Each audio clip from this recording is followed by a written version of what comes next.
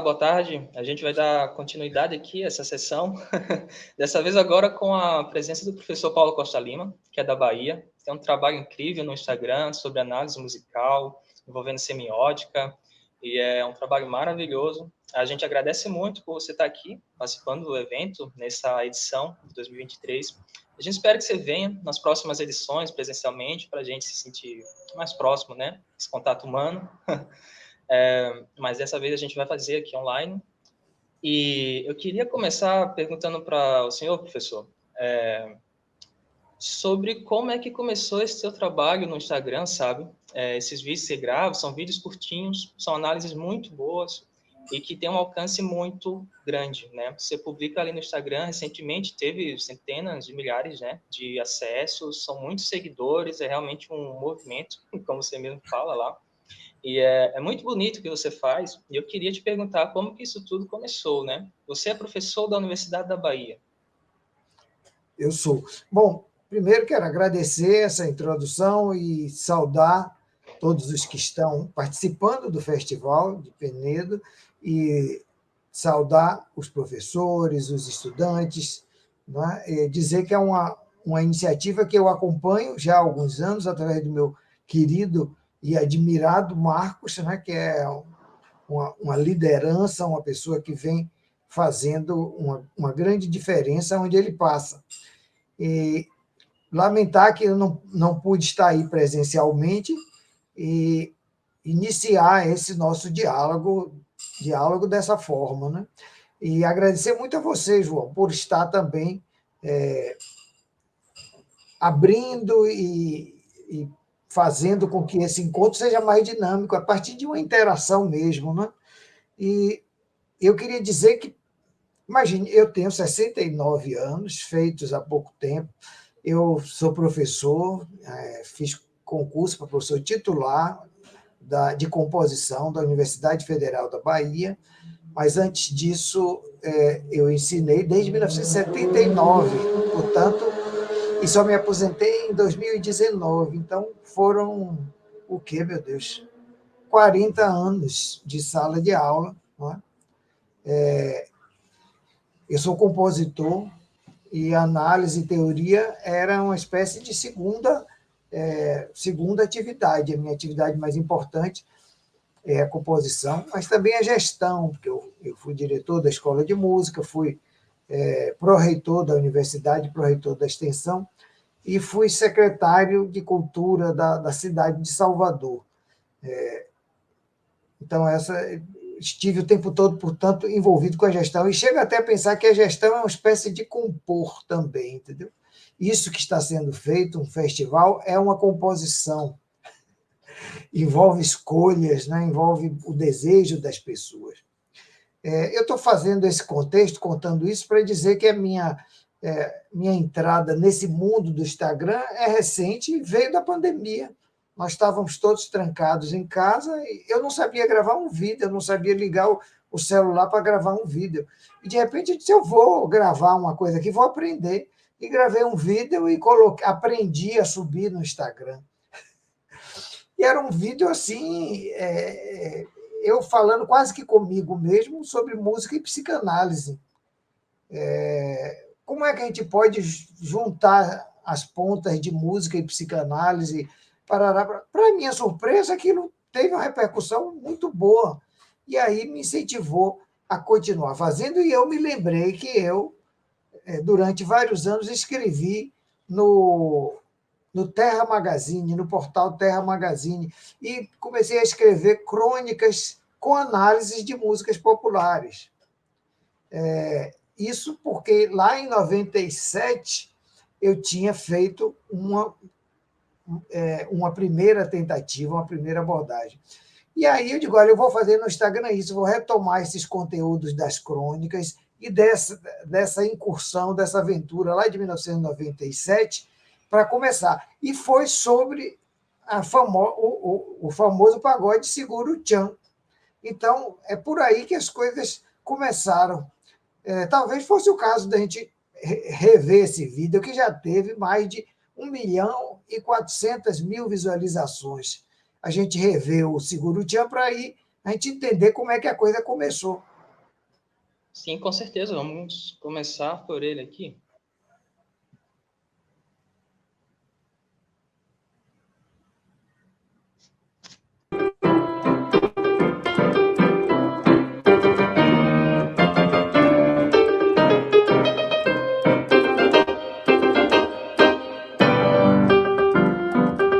Seguro-chan e a Quinta Sinfonia, Seguro-chan é a Quinta Sinfonia, e tudo veio da palavra chan naquela propaganda, provavelmente. A primeira faz tchum, a segunda faz tchan, e pam, pam, pam, entrou no ouvido do compositor.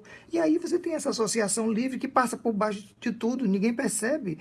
E a associação livre sobredeterminada é uma vulgarização da alta costura, digo cultura, ou é uma tradução brincalhona, mesmo que não intencional, a partir de uma suposta baianidade, brasilidade rebolativa beethoveniana?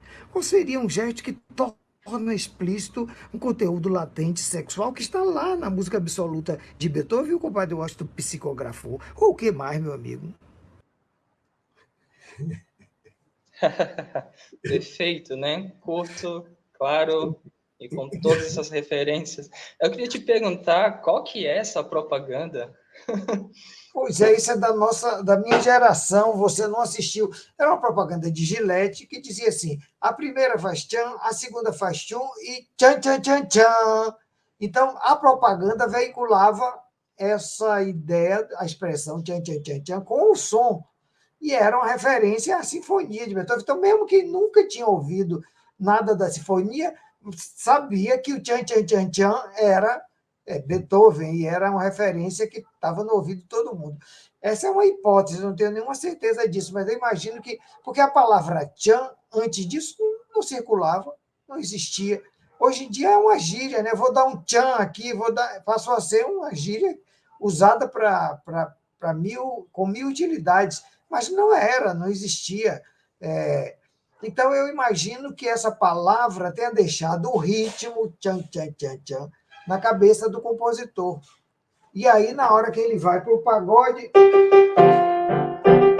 o ritmo está lá, né?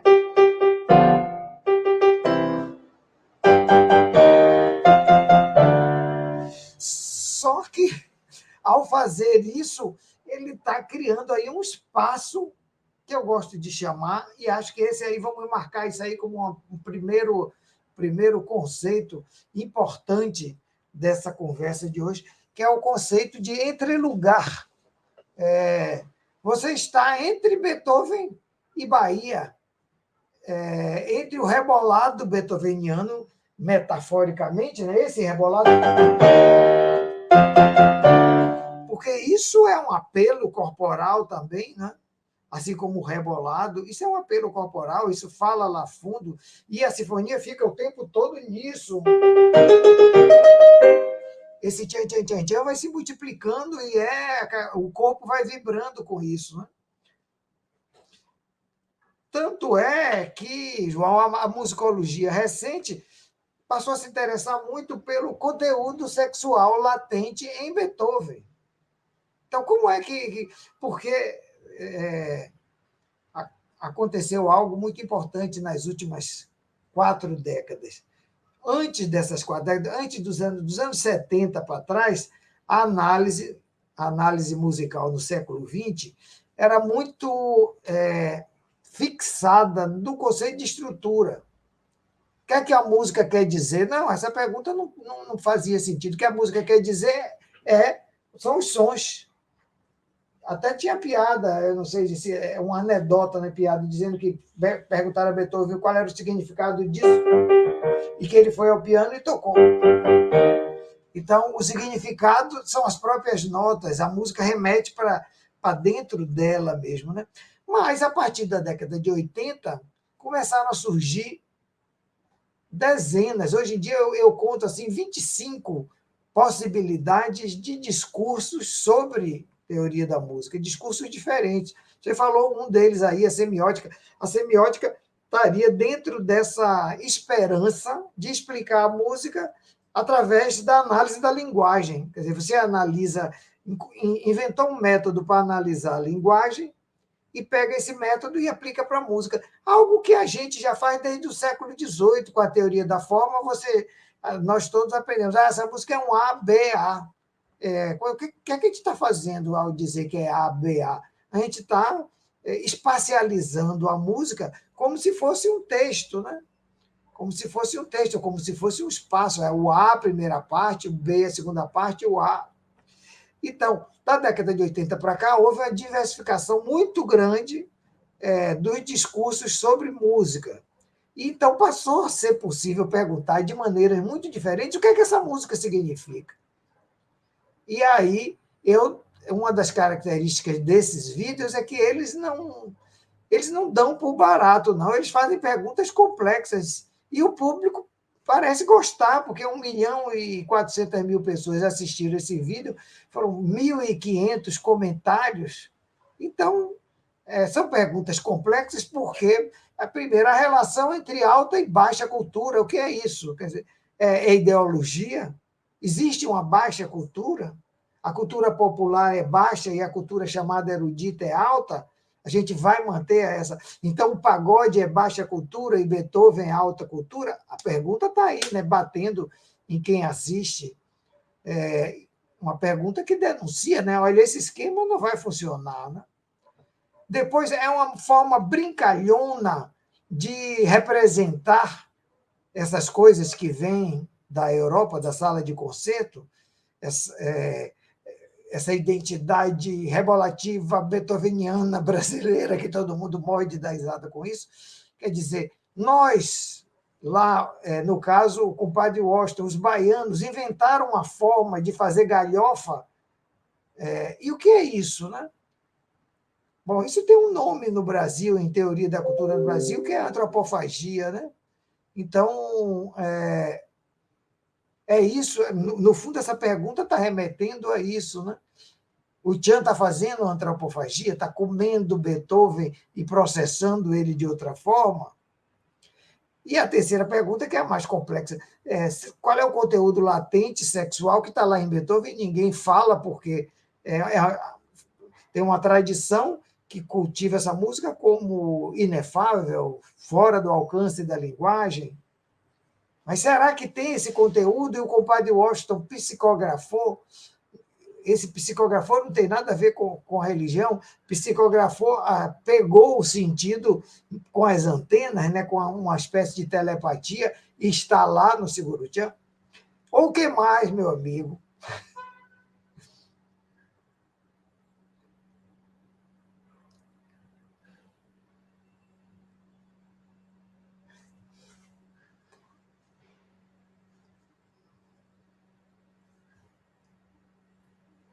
Opa, agora voltou. Agora sim, né? Então, eu estava dizendo que a gente nota vários esforços dentro desse mundo acadêmico, que é onde a gente está inserido, para tentar entender essa música do Beethoven, que é uma música muito complexa mesmo, né? É um discurso super complexo. E a gente tem como o próprio Hatten, né? Toda aquela teoria lá da significação musical dele. E o que eu acho muito interessante é que o senhor simplifica tudo isso. E aí o pessoal que está assistindo ali no Instagram consegue entender de uma forma mais abstraída toda aquela teoria que a gente acaba vendo, mas desperta nas pessoas esse interesse de tentar entender a música, o que é muito importante, né? Às vezes a gente fala sobre essa coisa da divulgação científica, e é importante que tenham divulgadores musicais também, nesse aspecto. E é bom ver que tem essa corrente, que o senhor está começando com isso, já tem muita visibilidade no Instagram, nas redes sociais, e é super bacana ver isso acontecer. Eu sei que o senhor também é compositor, né? E imagino que alguma dessas coisas você acaba trazendo para você cria. Eu acho que a gente tem uma gravação aqui, né? De uma composição. Isso. Só me permita uma ligeira alteração no que você disse. Eu também sou analista. Eu sou compositor, agora eu também sou. Entendi, desculpe. Mas perfeito, bem sinalizado. Mas eu disponibilizei aí um vídeo com a minha música Ogi, Chegança e Ímpeto. A história dessa música é a seguinte: a OSESP, a Orquestra Sinfônica do Estado de São Paulo, me convidou pela segunda vez para fazer uma obra era para o ano Beethoven. Essa música deveria ir junto com a Sexta Sinfonia. E aí o meu querido amigo Arthur Nestrovsky, que era o diretor artístico da USESP, à época, ele disse, olha, eu queria uma tempestade baiana, porque tem a tempestade de Beethoven, você poderia fazer uma tempestade baiana? Eu disse, vou fazer. E aí eu imaginei uma travessia da África, da cultura africana, como se a cultura africana atravessasse da África para o Brasil, como atravessou de fato, e nos civilizou, porque a gente nunca enfatiza isso suficientemente. A África civilizou o Brasil, nós somos o resultado de um aporte civilizatório.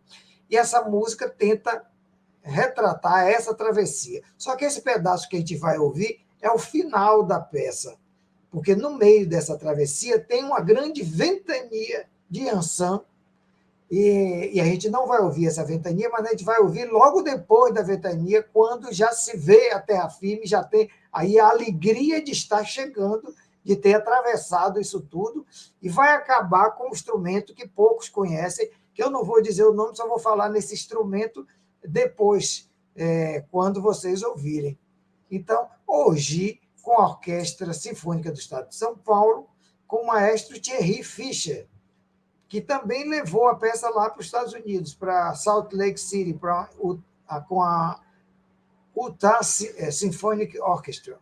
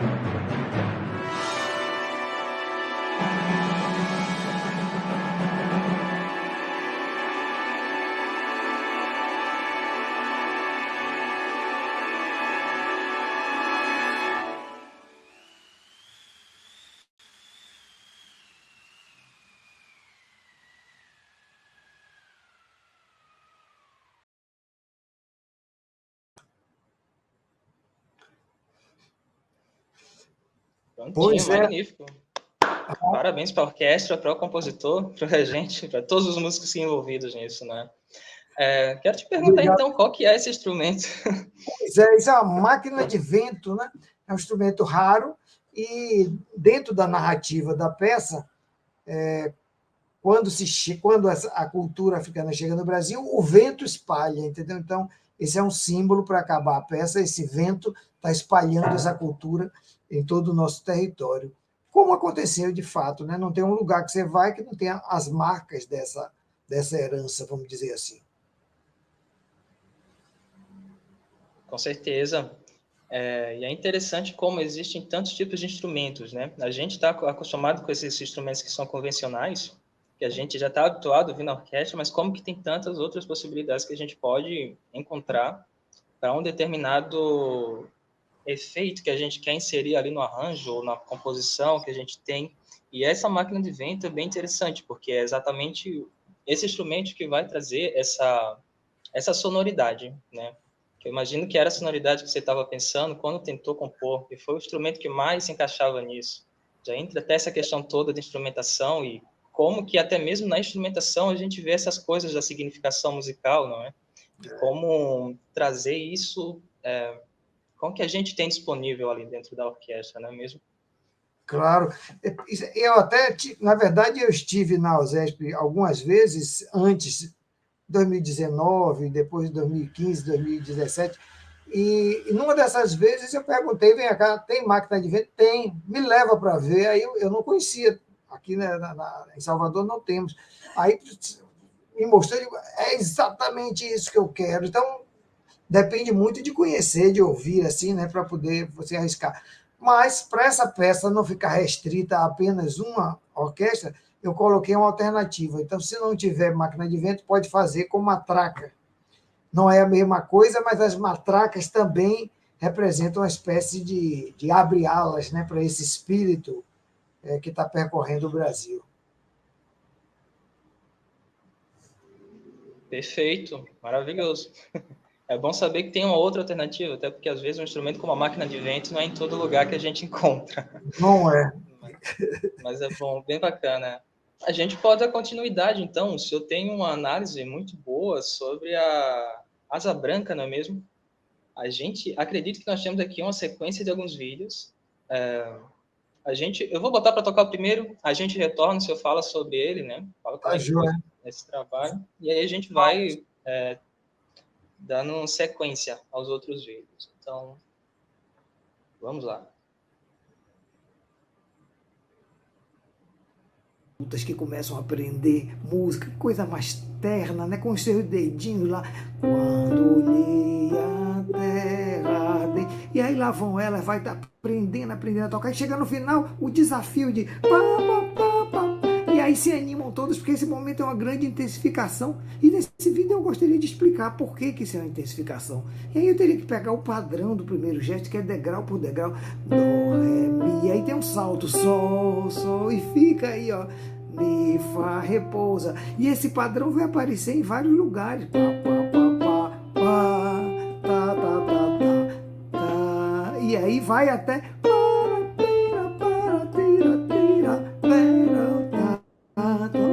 Será que tudo isso tem a ver com o voo de uma certa asa branca?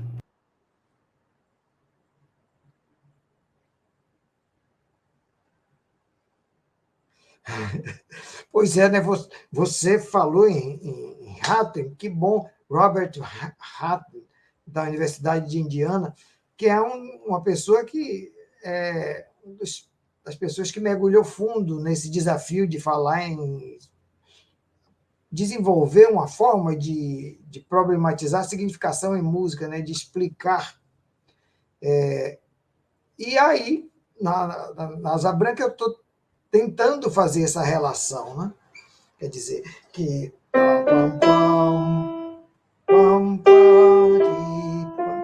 ou seja, tem um voo aí sendo descrito, né? Esse gesto significa um voar e a asa branca está aí, de certa forma, planando, né? Essa associação que eu estou tentando fazer. Vamos ver o segundo para ver se vai adiante. Como é que isso vai adiante?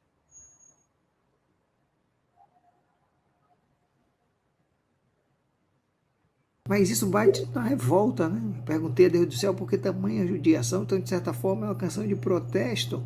Foi proibida a certa época. Caetano, quando chegou em Londres, cantou dizendo que estava se afastando do deserto da ditadura, né? Tem uma dimensão de superação, né? Hoje longe, muitas léguas. E tem a promessa, a despedida e a promessa, eu voltarei, né? Mas cadê Rosinha? Será que ela ficou lá no sertão? Será que ela ganhou uma passagem para São Paulo? Dizem até que ela virou empacotadeira das Casas Bahia. Para mim, Rosinha é a cultura nordestina que se espalhou pela plantação do Brasil todo.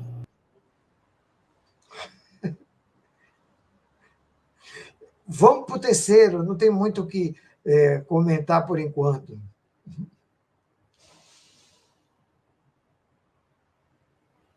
Mi, Fá, mas aí vai aparecendo uma coisa aqui em cima que é uma estrutura de redução. Sol, Fá, Dó, Ré, Mi, Sol, Sol, Fá, Mi. Essa estrutura de redução aninha esses gestos locais, os voos locais acabam sendo organizados por essa estrutura maior, que também é planante, que também é descendente. Portanto, você tem voo na redução e voo na superfície, né? Repete, tá, tá, tá, tá, tá, Fá, pá, pá, pá, pá, Mi, e o final dramático é Ré, Dó, Dó. Portanto, a gente não está falando mais de uma metáfora local, está falando de uma alegoria, que é essa metáfora permanente, né? E quer uma prova de que essa melodia da redução Sol, Fá, Mi, Ré, Dó é importante? O final, teira, para, é Sol, Fá, Mi, Ré, Dó enfeitado, com a terça em cima.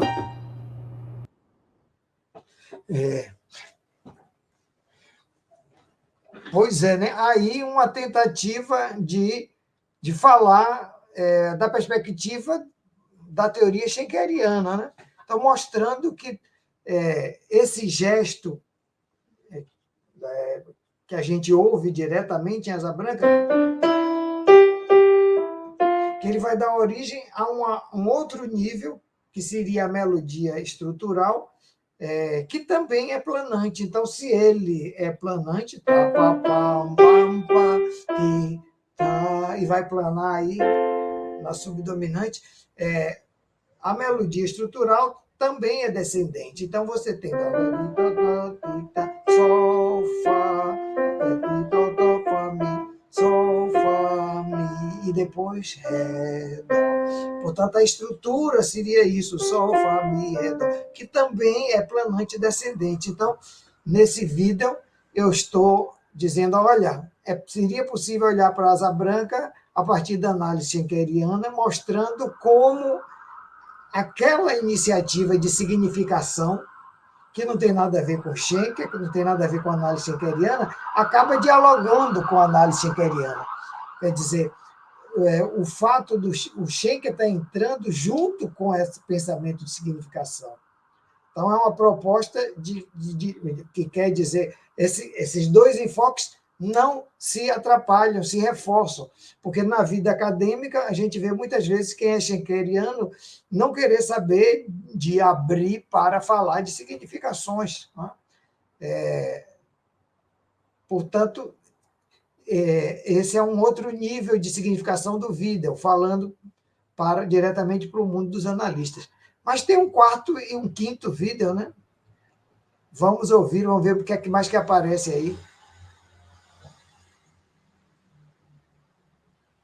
Desse livrão aqui, das teorias neo-riemannianas da Universidade de Oxford, e lá tem um autor que nos lembra essa formulação, olha, si, que é dó, siness. Como em happiness, quer dizer, a qualidade de ser feliz aqui é a qualidade de estar em dó, a qualidade tonal. Lembrando que cada música que está em dó de um determinado jeito diferente da outra.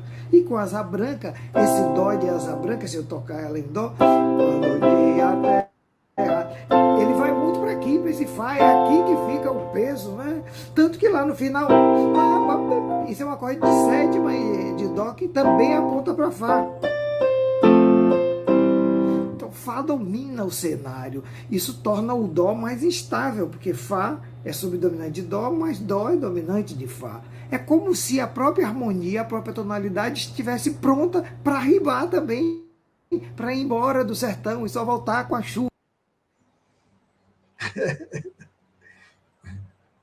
Você veja, né, João? Então, eu estou costurando aí em cada vídeo a ideia inicial de significação, quer dizer, do voo da Asa Branca, não desapareceu.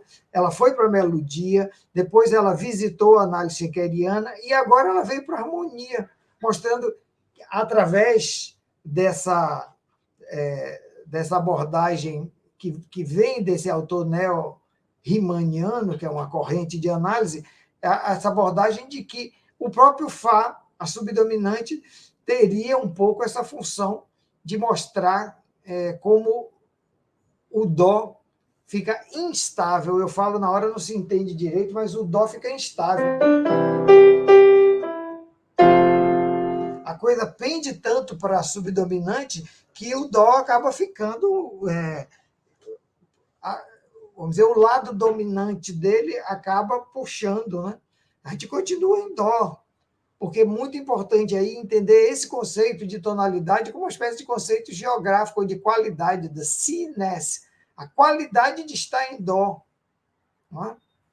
Se a gente fosse, por exemplo, para a música Terra, de Caetano Veloso, que ele passa a primeira parte da canção toda no acorde de Sol, com esses espinhos melódicos aqui, é Dó sustenido em Sol, dando um sotaque nordestino, né? Lídio, mixolídio.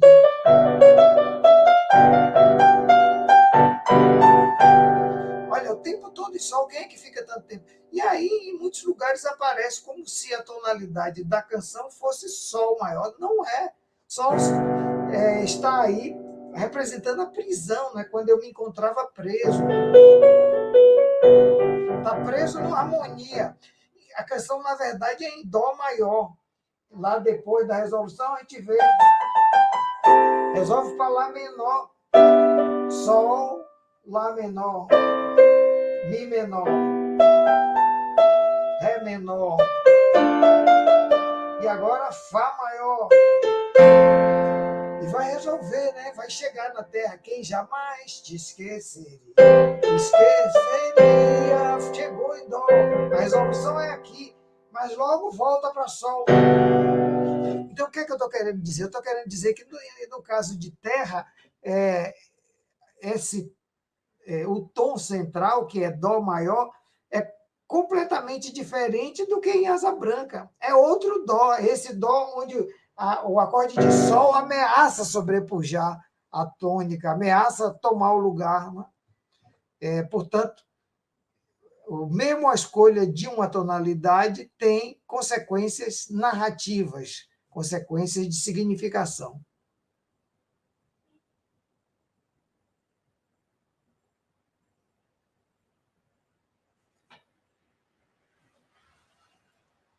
Perfeito, agora voltou. A gente tem uma combinação de tudo isso, né? A escolha da tonalidade, o movimento da melodia, então qual é o contorno que aquela melodia está tendo, aquilo vai influenciar no que a gente vai entender naquele discurso musical, não é? E aí a gente tem toda essa combinação desses elementos, inclusive o ritmo, não é mesmo? E aí eu acredito que já nesse próximo vídeo você vai falar um pouco sobre o ritmo dessa música, né? Essa levada do baião. Eu vou compartilhar, então. O senhor quer falar alguma coisa antecipadamente sobre ele? Não, tá, eu até proponho, vamos encerrar Asa Branca, passa ele e o último, e aí a gente fecha o assunto. Perfeito. Então, vem aí os 2 vídeos na sequência, e aí o senhor comenta sobre ele, não é? Tá bom. Venha comigo aqui nessa brincadeira. Olha, a primeira linha é um gesto de zabumba. Tum, tum, tum, tum. Depois botei uma batida a mais. Tum, tum, pá, tum, tum, pá, tum, tum, pá, tum, tum, pá. Depois preenche tudo de semicolcheia.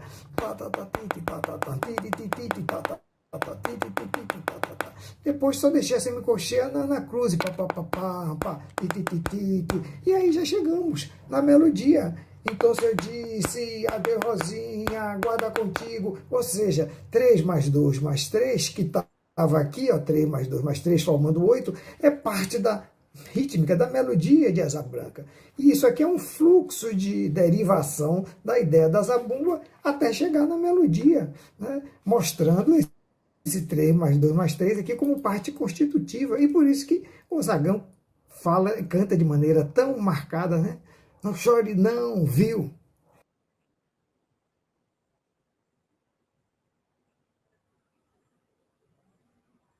Com as 2 mãos, olha aqui, ó. Vamos falar de análise de Asa Branca, do gesto final, com as 2 mãos, olha aqui, ó. Si, sol, lá, fá, sol, mi, fá, ré, mi, dó. Foi que essa mão tocou. Si, lá, sol, fá, mi. Isso faz um trítono e a ponta resolve para fá. E é de cá, sol, fá, mi, ré, dó. É uma quinta, sol, dó. E resolve no tom de dó, que é onde a gente está. Mas esse gesto já mostra como dó e fá estão entrelaçados aí, fá puxando, deslocando o dó, como se a tonalidade tivesse para ribar que nem Asa Branca, para ir embora para fá. E o sol, fá, mi, ré, dó é mais do que isso que aparece aqui, porque ele sintetiza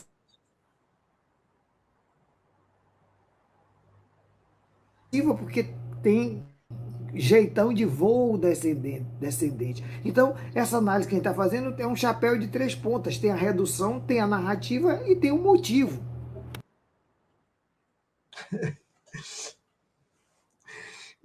Pois é, né? Mostrando como esse gesto final tem essa capacidade de síntese, né? De juntar as coisas. só uma correção, que no vídeo lá original eu faço na legenda. Tem um errinho ali naquela quarta linha, eu ali botei 3 semicolcheias e usei semínimas. Eram colcheias, mas estão semínimas. Então, se alguém notou isso, entenda como colcheias, a quarta linha daquele exemplo. É bom lembrar que esses exemplos são escritos todos ao contrário. Quer dizer, eu escrevo eles, depois viro o verso do papel e desenho tudo ao contrário. Eu até já tenho prática agora de escrever ao contrário, porque com a câmera ele só funciona se ele tiver assim, de forma especular, né? Então, tudo que eu apresento, eu tive que fazer essa operação espelho para poder ser visto, né? E aí, como isso dá trabalho, eu acabei não consertando ou refazendo o vídeo, porque teria que refazer o exemplo, e geralmente eu boto na legenda. Pois bem, está aí essa visão aí de vários lados da Asa Branca, demonstrando que uma canção aparentemente simples, que a gente usa até para começar as pessoas a aprenderem o instrumento, como ela tem vários níveis de profundidade. E outros haveria, né? Mas muitos temas foram colocados aí, né? Desde o papel que ela passou a ter na recepção, a crítica social que passou a ser associada a ela, foi proibida. Então, todas essas camadas fazem parte de uma análise da Asa Branca, porque o que é análise, afinal de contas, minha gente, é a construção de uma interpretação.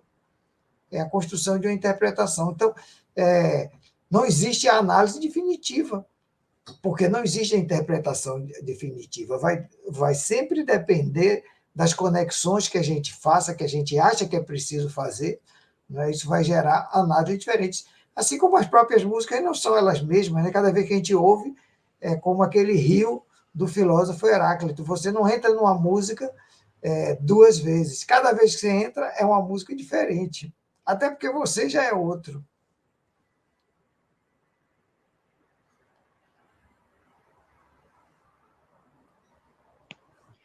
Exatamente, e é bem interessante essa coisa que o mesmo falou das camadas, né? A composição, ela não é uma única linha melódica que acontece ali. Tem todas as outras camadas, tem tudo isso que compõe todo aquele discurso, né? E chega um momento também que essas teorias, elas vão se complementando, né? Às vezes, como o senhor falou, dentro da academia, a gente vê que, às vezes, o músico o analisador, né?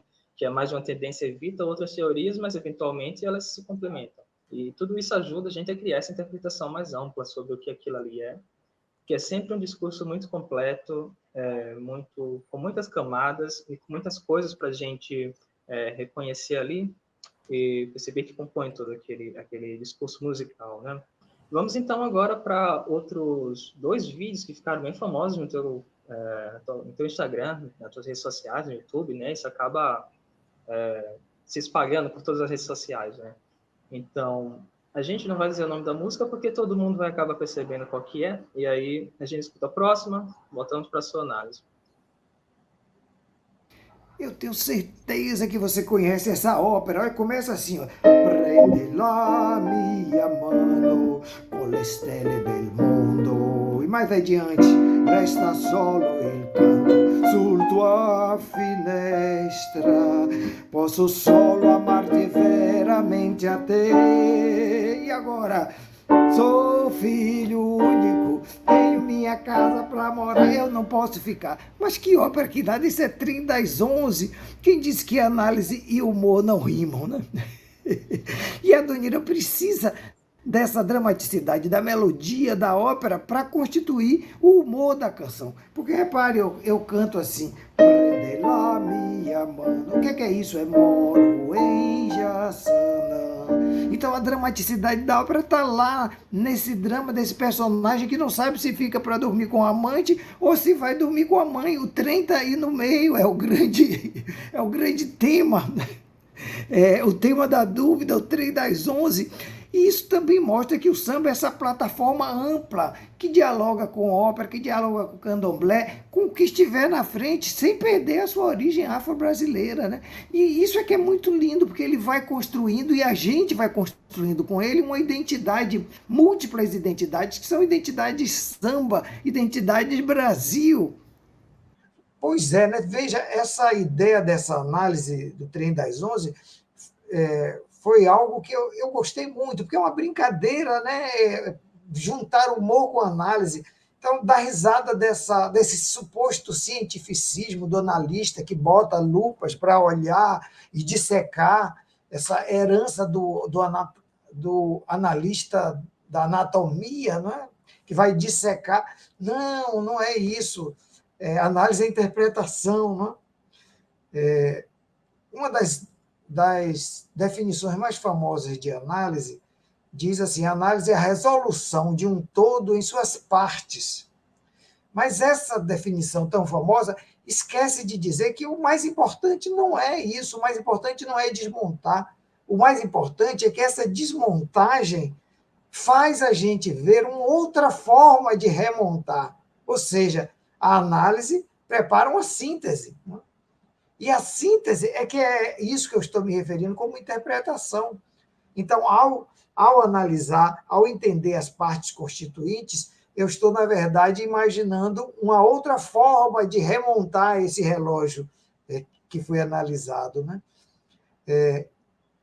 E eu fiz isso com o Trem das 11. Só que foi o que eu fiz? Eu peguei uns versos assim aleatórios, inventados em italiano, e botei na melodia do Trem das 11, dizendo para vocês, para o público, que era uma ópera, né? Esse prende la minha mano, porque prende la minha mano é moro em Jaçanã. Então, qual é a estratégia aí? A estratégia é, primeiro, esse analista sabe que o que está acontecendo ali é uma tensão entre duas cenas, né? A cena italiana e a cena africana, o samba, né? O samba e a ópera, né? Portanto, o grande conceito que essa análise reverbera é o conceito de entrelugar. Né? Mas que conceito é esse? Esse é um conceito que foi criado pelo grande escritor Silviano Santiago em 1978, quando ele escreveu sobre a literatura na América Latina, sendo um entrelugar. Né? E isso tem uma importância muito grande para a gente como invenção cultural, né? Como invenção cultural e como uma forma de resistência. Mas antes mesmo de falar um pouco mais sobre isso, eu quero me assegurar que isso está entendido na análise do Trem das 11. Né? Quer dizer, esse analista que começa a cantar em italiano faz o seu público imaginar que está ouvindo uma ópera. De repente, ele muda para português e todo mundo percebe que estava ouvindo Trem das 11. Né? Então, o que é que esse analista está fazendo? Esse analista, se havia essa tensão, a tensão desse entrelugar entre ópera e samba, esse analista aniquilou a ambiguidade. Ele cantou tudo como se fosse ópera. Então, nessa primeira parte não tem ambiguidade. É uma ópera. De repente, o susto, a análise traz o susto. Não, é um samba. E aí vem a consciência, é uma ópera samba ou é um samba ópera? Então, o Adoniran está construindo isso que eu vou dizer no final, quer dizer, o samba como uma plataforma de reinvenção de identidades, né? Sem perder a sua origem afro-brasileira. Né? Não é de perda que a gente está falando, a gente está falando de como é que o samba consegue, em cada lugar que chega, se associar, transformar e dar uma identidade Brasil, uma identidade samba às coisas que vão acontecendo. Né? Isso acontece com a rítmica do candomblé, né? Isso acontece com a ópera, isso acontece com Noel, com o Gago Apaixonado, tem um outro gesto de ópera lá dentro, isso acontece em cada região do Brasil para onde esses ritmos vão. Né? Essa plataforma que a gente chama samba, mas que pode ter nomes os mais diversos, né? Que apresenta essa mentalidade da identidade rítmica. Né? Portanto, o entrelugar como esse lugar de criação que está, vamos dizer, diretamente envolvido com essa tensão entre mundos distintos, né? É um lugar muito familiar para mim, porque eu componho a partir desse lugar. Aquela música que a gente ouviu lá, o Orgi, Chegança e Ímpeto, ela faz com que gestos da cena contemporânea, da música contemporânea, se entrelacem com gestos do candomblé, do padrão de Yansan, né? O quebra-louça, tudo isso nessa travessia marítima, né? Então, o que é que eu estou dizendo? Eu estou dizendo que o entrelugar é um campo de resistência. Por que resistência? Porque nós vivemos diante de discursos colonizantes que negam nossa identidade, porque nos dão um estereótipo. O brasileiro é assim. Não é?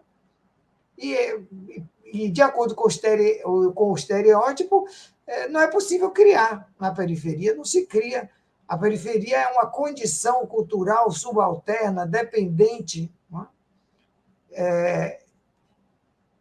Viver a resistência, e um dos formatos de resistência é o interlugar, é se posicionar contra isso. É fazer um festival em Penedo, é fazer, conseguir mostrar a ousadia de criar. Não é? Essa ousadia de criar como uma forma de reconhecer, de autorreconhecer o nosso valor diferencial, né? O valor diferencial dessas identidades que a gente vai criando, né? Portanto, esse discurso sobre entrelugar, que está aí na análise do Trem das 11, é um discurso muito mais amplo, que, como vocês estão vendo, que pega tudo isso, que envolve uma atitude de criação, né? Uma atitude brasileira de criação, baiana, no caso das criações baianas.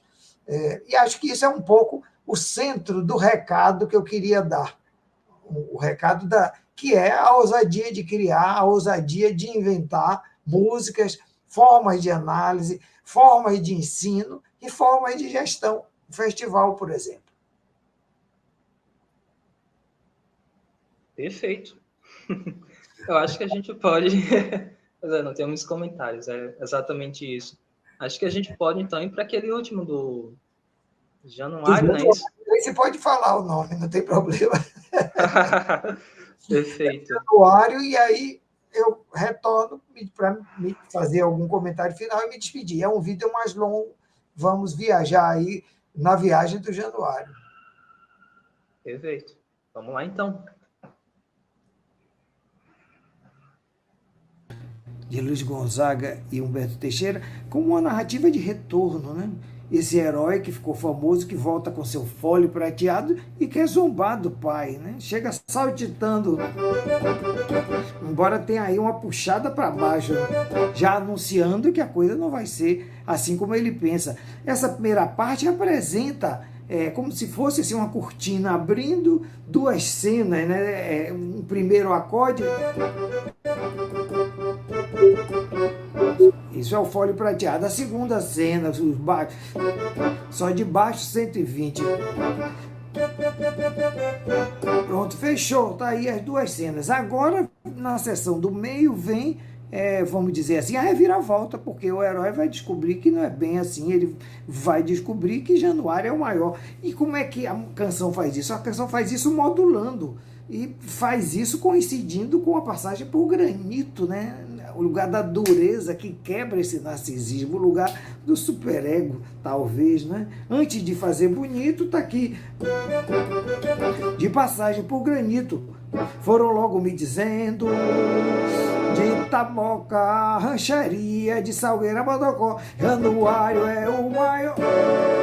Modulou, portanto, mudou de tom, e mudou de tom para essa saída aqui gloriosa. E Januário é uma... É inquestionável, é inquestionável. Então, Granito quebra, a dureza do Granito quebra esse narcisismo desse filho que quer zombar do pai. E ainda vem a intervenção do velho Jacó.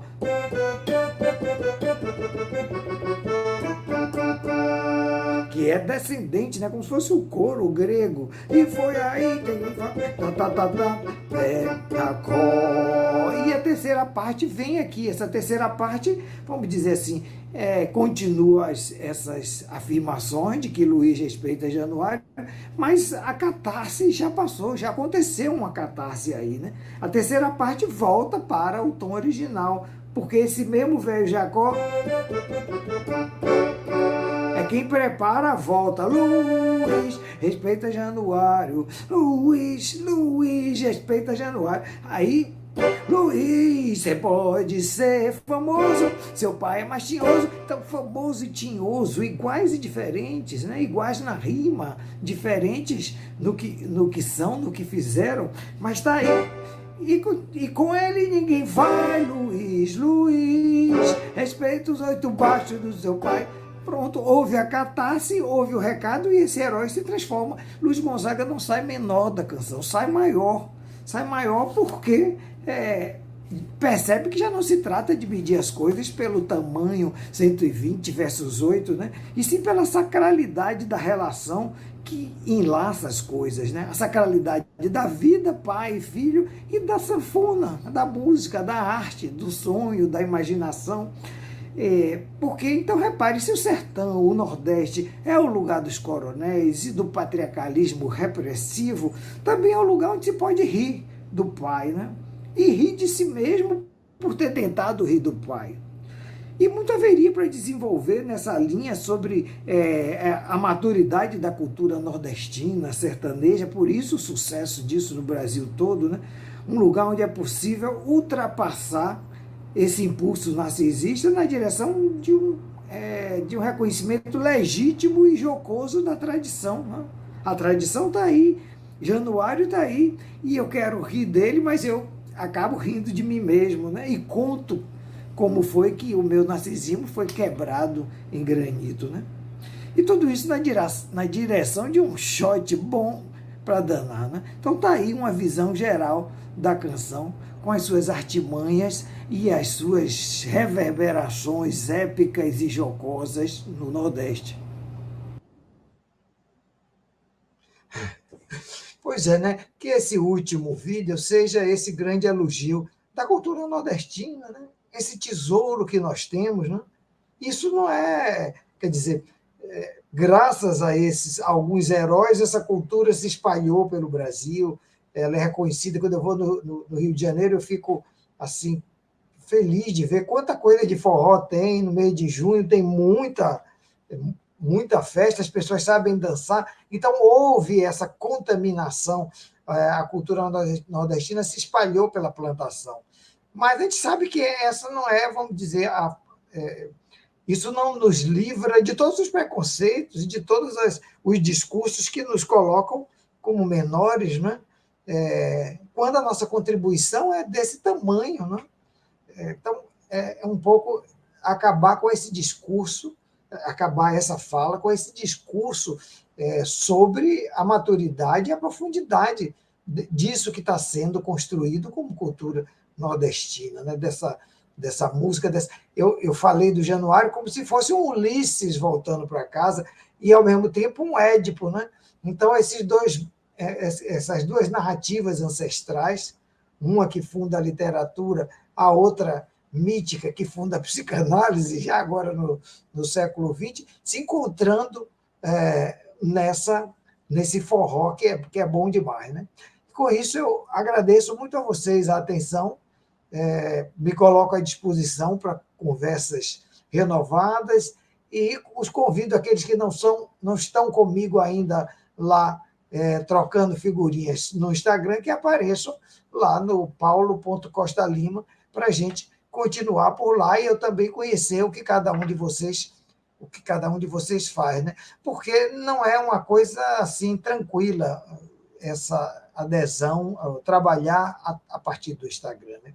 A gente sabe que o Instagram está envolvido aí nessa máquina mercante, esse capitalismo da superacumulação, esse capitalismo do eu SA, não é? Onde cada um tem que desenvolver o seu eu, e esse modelo da celebridade, não é? Sem celebridade não se vende produto nenhum. Hoje em dia nem gastronomia, nem ortopedia você vende sem a celebridade. Então, celebridade, essa estrutura comercial, estrutura de venda, e nós estamos no meio disso, né? Mas eu sempre lembro do exemplo do próprio Nordeste, que pegou as máquinas tipográficas e disse, não, vamos fazer cordel, e fizeram uma revolução com aquilo. Então, ao invés de ficar longe, a minha posição, a minha experiência foi me jogar e ver que espécie de cordel eu posso fazer a partir dessa grande máquina tipográfica que é o Instagram. Obrigado.